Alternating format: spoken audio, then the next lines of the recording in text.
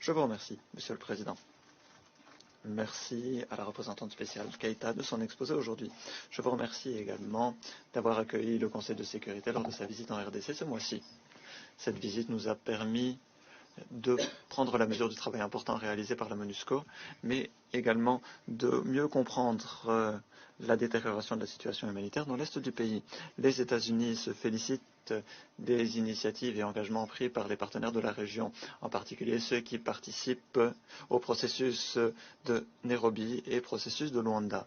Et nous prenons note des progrès modestes réalisés pour la mise en œuvre des engagements pris au titre de communiqué précédent.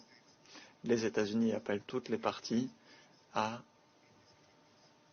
mettre en œuvre ces engagements pleinement et rapidement. Les États-Unis réitèrent son appel à l'endroit du Rwanda pour qu'il fasse cesser son appui au mouvement M23, faisant l'objet de sanctions du Conseil de sécurité.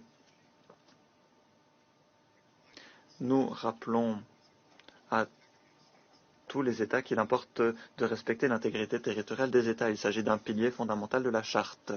Et c'est un principe que le Conseil travaille d'arrache-pied afin de protéger. Les actes du Rwanda et du M23 ont exacerbé une situation au demeurant fragile et préoccupante. Les États-Unis sont préoccupés de longue date par le fait que les FARDC coopèrent avec des groupes armés dans l'Est, notamment des FDR. Comme nous l'avons dit à maintes reprises, nous réitérons l'appel lancé au RDC afin qu'il veille à ce que ces forces armées soient professionnelles et qu'il fasse cesser la coopération avec les groupes armés. Il est clair que la désinformation et les discours de haine à l'encontre du Rwanda, groupe minoritaire et la MONUSCO créent des risques pour les casques bleus.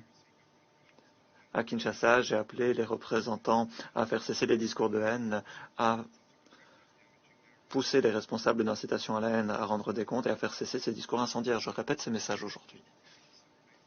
Nous demeurons également gravement préoccupés par le nombre croissant d'attaques commises par les forces démocratiques alliées et par la Codeco à l'encontre des civils.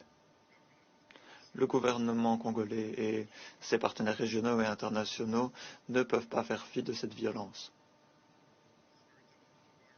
Dans cet environnement difficile, la MONUSCO œuvre à exécuter son mandat, y compris en fournissant un appui logistique limité à la commission électorale de la RDC, tel que demandé officiellement.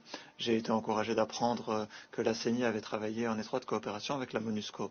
Ce partenariat permettra d'assurer l'exhaustivité et le caractère opportun de l'enregistrement des électeurs d'ici aux élections. Le gouvernement devrait veiller à la tenue d'élections justes et honnêtes conformément au calendrier électoral. La MONUSCO et la RDC continuent également de coopérer au sujet d'un plan de transition s'appuyant sur des référentiels.